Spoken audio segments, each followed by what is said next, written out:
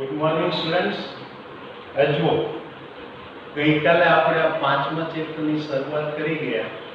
એમાં શરૂઆતમાં આપણે જોઈ ગયા કે પદાર્થનું જડત્વ કોને કહેવાય, એટલે કે જ્યાં સુધી પદાર્થની ગતિના અવસ્થામાં ફેરફાર કરવા માટે આપણે જ્યારે કંઈક પ્રયત્ન કરીએ તે પ્રયત્નનો વિરોધ કરવાનો પદાર્થનો ગુણધર્મ એટલે એનું જડત્વ કહેવાય. એ જડત્વનું માપ એટલે પદાર્થના દળ વડે મળે. આના પરથી ન્યૂટનનો ગતિનો પ્રથમ નિયમ એટલે કે જ્યાં સુધી પદાર્થ પર અસંતુલિત બાહ્ય બળ લાગતું નથી ત્યાં સુધી તેની ગતિની અવસ્થામાં ફેરફાર કરી શકતો નથી. અને એના પરથી આપણે બળની વ્યાખ્યા જોઈ ગયા કે કોઈ પણ પદાર્થની ગતિની અવસ્થામાં ફેરફાર કરવા માટે કરવા પડતા પ્રયત્નને તે પદાર્થ પર લાગતું બળ કહેવાય. ત્યાર પછી આપણે પદાર્થના રેખીય વેગમાન વિશે વાત કરી ગયા કે પદાર્થનું રેખીય વેગમાન એટલે કે એના દળ અને રેખીય વેગનો ગુણાકાર એટલે રેખીય વેગમાન. હવે વેગ એ સદિશ રાશિ છે, દળ અદિશ રાશિ છે, માટે વેગમાન એ સદિશ થાય અને વેગમાનની દિશા એ વેગની દિશામાં હોય. એ વેગમાનના આપણે એકમ જોયા કે કિલોગ્રામ મીટર પ્રતિ સેકન્ડ.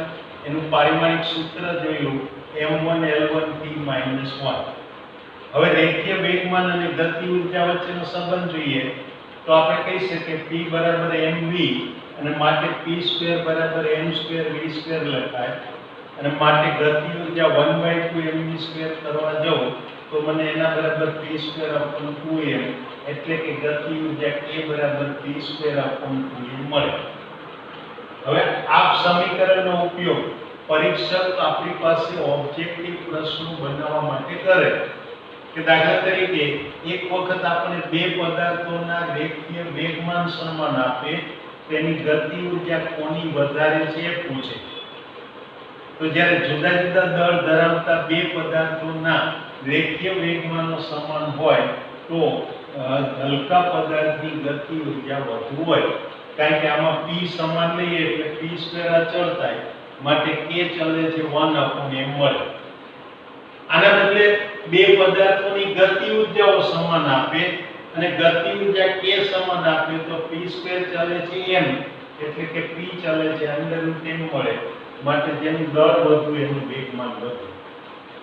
એ ઉપરાંત હવે જોઈએ કે p²/2m = k હોય તો આ k નું p ની સાપેક્ષે વિકલન કરું અને એ વિકલન કરીશ તો અહીંયા આગળ મને કિંમત શું મળશે તો કે અહીંયા 2p/2m આ મને એનું વિકલન મળે. ચાલો માટે 2 કેન્સલ થયા, dk ને સૂત્રનો કર્તા બનાવું તો હું લખી શકું માટે dk = p/m * dp. ચાલો બંને બાજુ k વડે ભાગી નાખું એટલે કે અહીંયા આગળ લખું dk/k તો અહીંયા p/m * dp.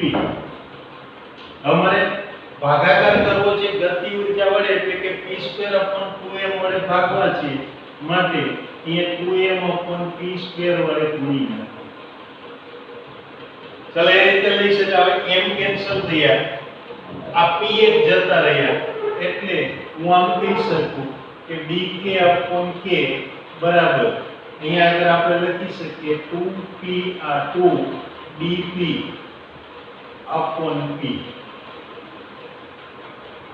એટલે આ dk/k બરાબર 2dp/p મળે. ચલો બંને બાજુ હું 100 વડે ગુણી નાખું તો dk/k * 100 બરાબર અહીંયા લખી શકું કે 2 dp/p * 100. પછી dk/k * 100 એટલે આ ગતિ ઊર્જાનો પ્રતિશત ફેરફાર થયો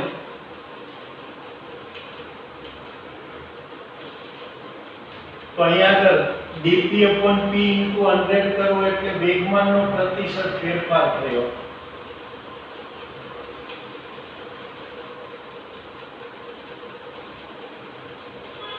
એનો અર્થ એ કે આ ગતિ ઊર્જાના પ્રતિશત ફેરફાર અને વેગમાનના પ્રતિશત ફેરફાર આ બે વચ્ચેનો મને સંબંધ મળ્યો કે ગતિ ઊર્જાના પ્રતિશત ફેરફાર બરાબર 2 ગુણ્યા વેગમાનનો પ્રતિશત ફેરફાર. પણ આની એક મર્યાદા શું કે આ સંબંધ માત્ર વિકલિત ફેરફારો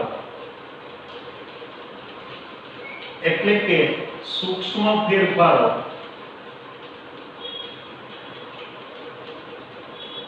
એના માટે જ લાગુ પડે. પણ મિત્રો આના ઉપરથી તમે એક સામાન્ય નિયમ તારવી શકો કે જો x ચલે છે y² હોય તો x નો પ્રતિશત ફેરફાર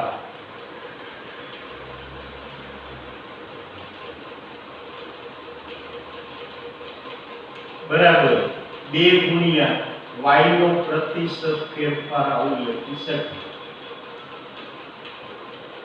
અને ફિઝિક્સમાં આવા તો ઘણા બધા સંબંધો આવશે કે જેમાં એક ભૌતિક રાશિ એ બીજી રાશિના વર્ગના સમપ્રમાણમાં બદલાતી હોય. દાખલા તરીકે તમે ભણશો કે વિદ્યુત પાવર, તો વિદ્યુત પાવર એ વાહકમાંથી પસાર થતા વિદ્યુત પ્રવાહના વર્ગના સમપ્રમાણમાં હોય એટલે p ચલે છે i² મળે ત્યાં, તો ત્યાં પણ આ જ સંબંધનો તમે ઉપયોગ કરી શકો. એટલે આ એક અગત્યનું પરિણામ તમારે યાદ રાખવાનું કે જે ભવિષ્યમાં કોમ્પિટિટિવ એક્ઝામના પ્રશ્નો સોલ્વ કરતી વખતે તમે આનો ઉપયોગ કરી શકો.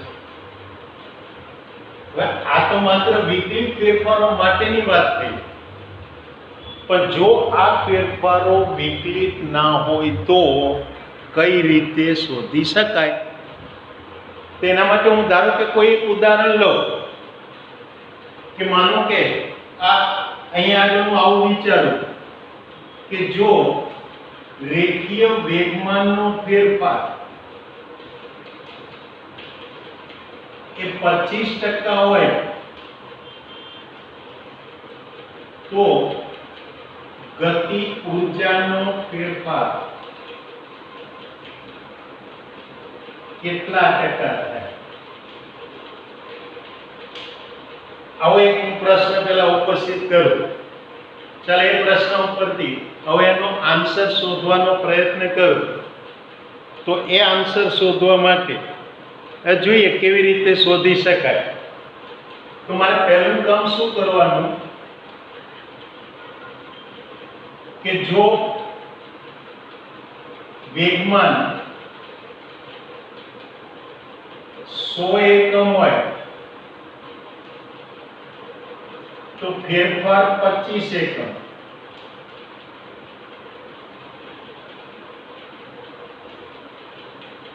અને માટે જો આ વેગમાન p એકમ હોય તો એનો ફેરફાર કેટલો?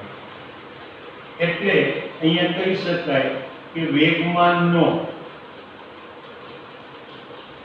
કુલ ફેરફાર બરાબર 25p/100 એટલે કે p/4 અથવા 0.25p કહેવાય. આ મને ફેરફાર મળે અને માટે હવે હું કહી શકું કે માટે અંતિમ વેગમાન એ p' કહું તો એના બરાબર p વત્તા એનો ફેરફાર ΔP, એટલે કે આ p વત્તા આ 0.25p. અને માટે અંતિમ વેગમાન મને કેટલું મળે? 1.25p મળે. આ અંતિમ એકમાં મળી ગઈ. તો હવે હું આમ કહી શકું કે આથી ગતિ ઉર્જા માટે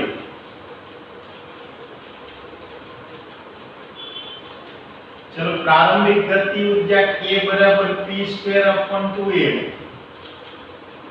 અને અંતિમ ગતિ ઉર્જા k ડેશ બરાબર p²/2m અને માટે અહીંયા લખી શકાય કે k ડેશ/k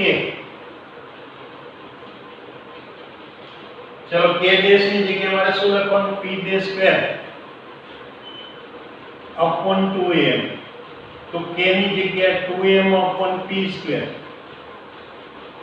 अब p ડેશ એટલે તો શું છે 1.25p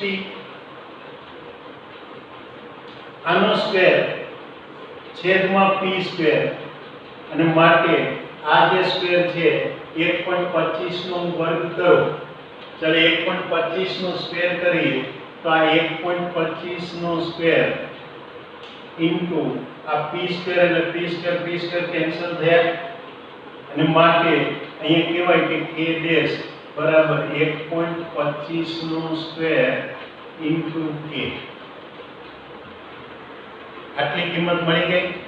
હવે જો આ મળી જાય તો હવે સીધું ગતિ ઉર્જાના ફેરફારના પ્રતિશત લાવવું હોય તો માટે કહેવાય કે જો ગતિ ઉર્જા એનો ફેરફાર લો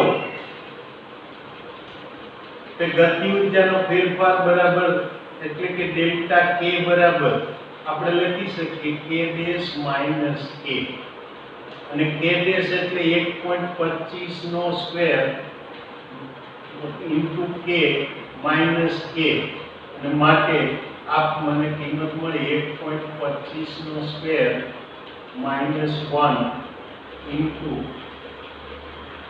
k. એટલે આ રીતે આ મને એક સમીકરણ મળે. હવે મારે 1.25 નો સ્ક્વેર કરવાનો. ચાલો હું 1.25 નો સ્ક્વેર શોધવા જાઉં તો જુઓ જી 1.25 નો આપણે સ્ક્વેર કરીએ તો એ સ્ક્વેરની કિંમત આપણને કેટલી મળે. ચાલો તમે ગણતરી કરી જુઓ. 1.25 ના સ્ક્વેરની ગણતરી કરો તો 1.25 એટલે અહીંયા આગળ આ કિંમત મળશે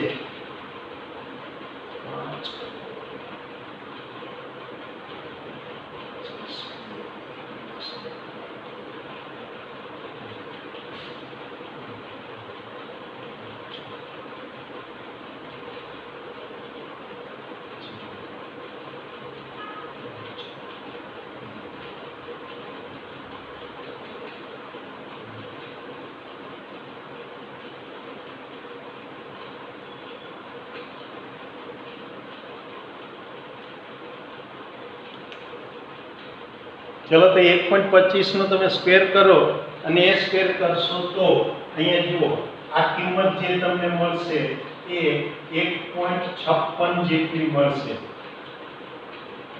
એટલે આ રીતે આ કિંમત 1.56 જેટલી મળે. તો આના ઉપરથી હું આમ લખી શકું કે માટે ગતિ ઉર્જાનો ફેરફાર એટલે કે ડેલ્ટા k બરાબર 0.56 k થાય.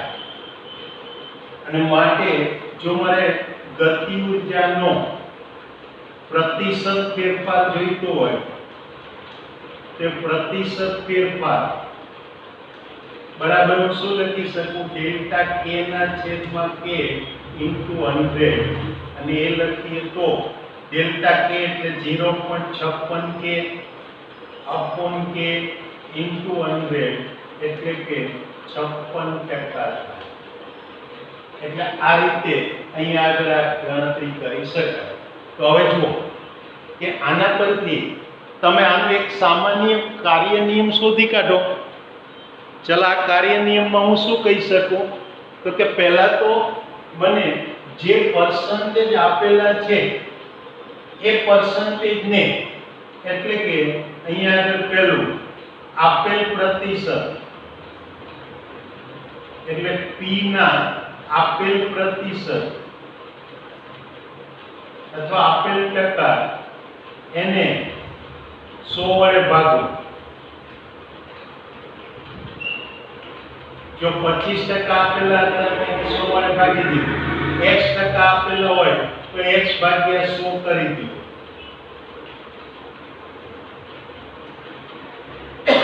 એટલે અહીં આગળ મને પેના પર્સન્ટેજ ઉપરથી ટોટલ મળે. ચાલો એ 0.25 એ ફેરફાર મળ્યો, આમાં 1 ઉમેરી દો. એટલે બીજા સ્ટેપમાં આ x/100 એમાં 1 ઉમેરો. એ કરી લીધા પછી એનો સ્ક્વેર કરો એટલે x/100 + 1 આનો સ્ક્વેર કરો.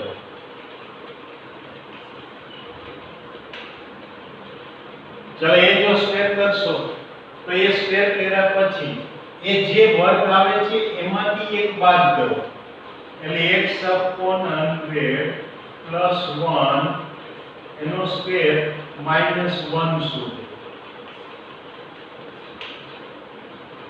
અને જો આ કિંમત અહીંયા આગળ માનો કે y આવતી હોય તો હવે છેલ્લે એ y ને 100 વડે ગુણી નાખો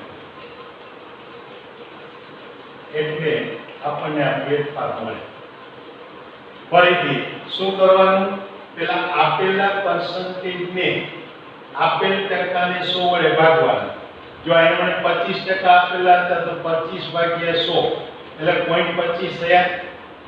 ચાલો 0.25 એટલે મને 25 ભાગ્યા 100 નો કિંમત મળી.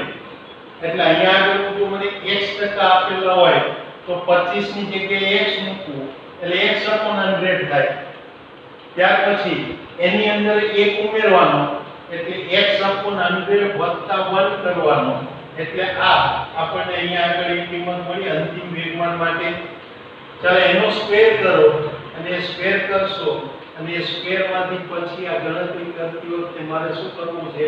1 બાદ કરવાનો એટલે સ્ક્વેર માંથી 1 બાદ કરો એટલે આટલો ભાગ મને મળે અને એને પછી 100 વડે ગુણી નાખો તો તમને એ પર ફેરફાર મળે.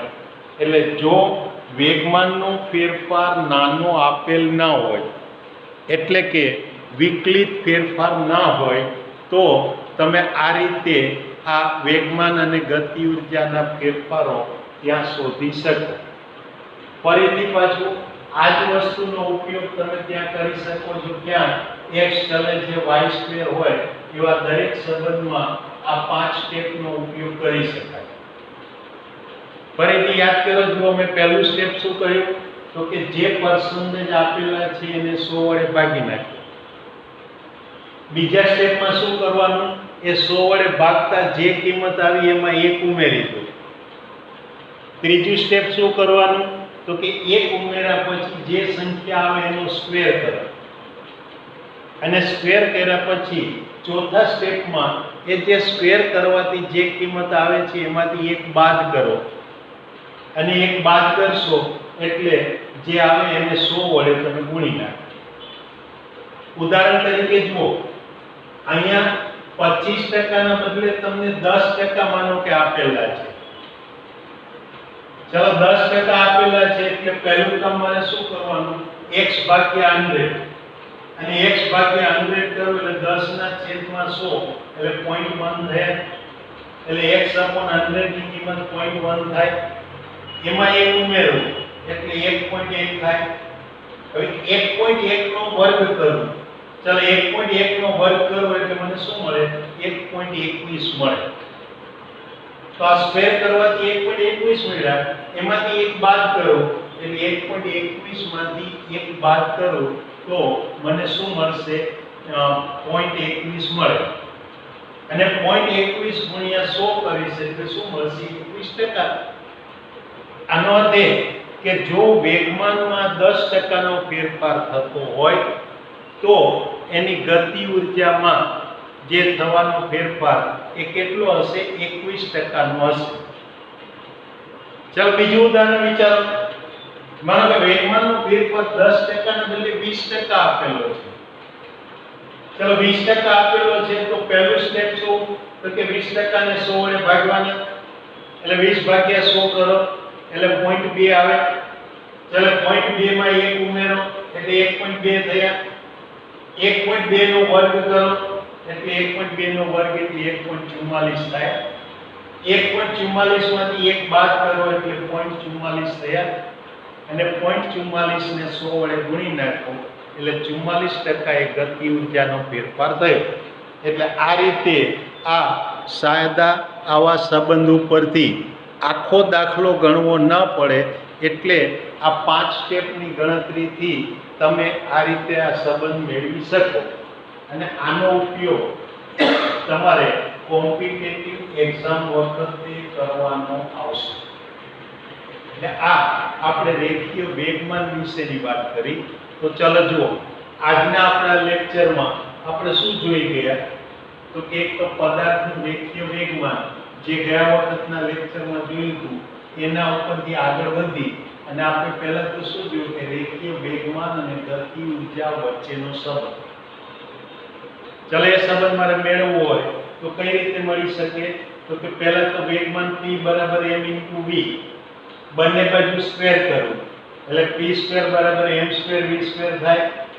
હવે એમાંથી 1/2 mv² ને સૂત્રનું કરતા બનાવવું એટલે 1/2 mv² બરાબર મને શું મળ્યું p²/2m. એ p² 1/2 mv² એટલે શું થઈ ગયું ગતિ ઉર્જા k અને માટે ગતિ ઉર્જા k બરાબર p²/2m મળે. હવે આ સંબંધનો ઉપયોગ પરીક્ષક પ્રશ્ન બનાવવામાં અલગ અલગ રીતે કરશે.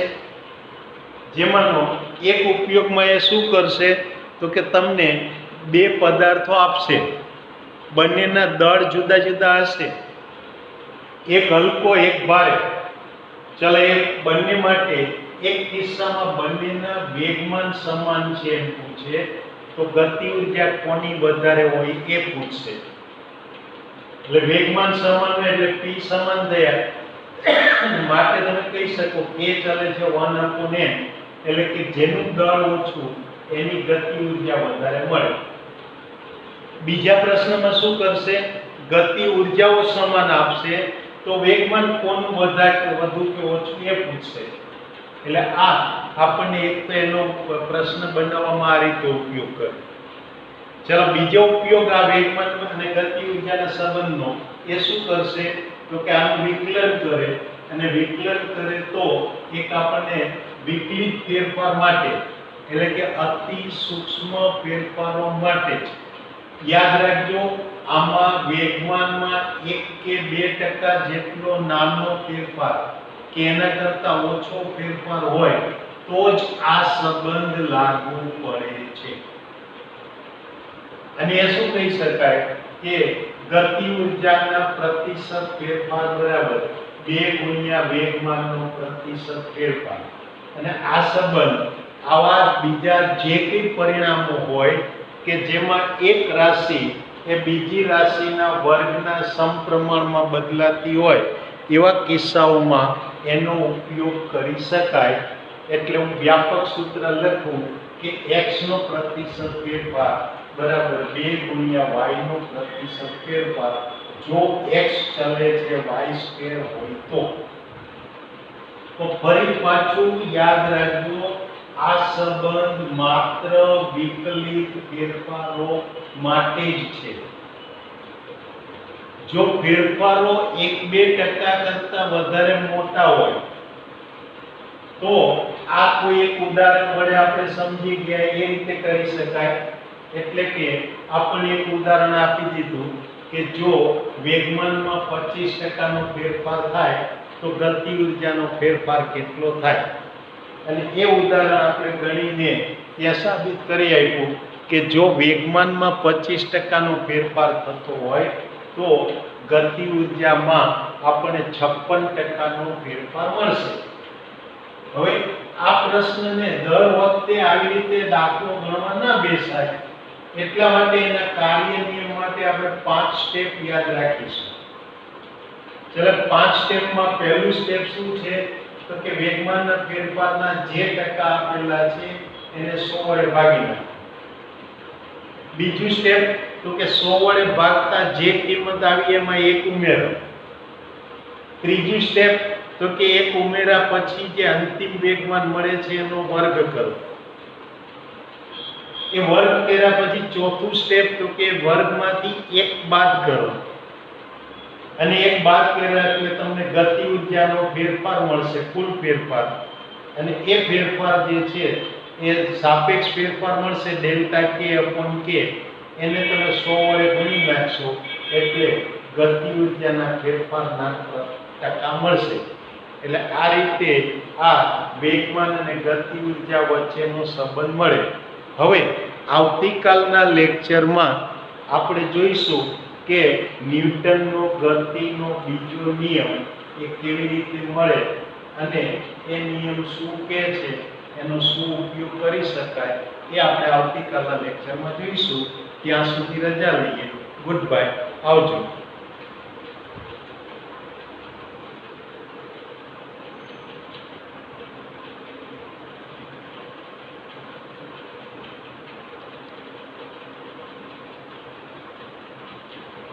અત્યારે હું અહીંયા 2-3 મિનિટ તમારા પાસે આ બોર્ડ રાખી મૂકું છું કે જેથી કરીને આ જે અગત્યનો પ્રશ્ન છે એ તમારે લખવો હોય તો તમે લખી શકો. એટલે એ 2-3 મિનિટમાં ઝડપથી તમે લખી નાખો. પછી આપણે અહીંયા આગળ આજનું લેક્ચર પૂરું કરીએ.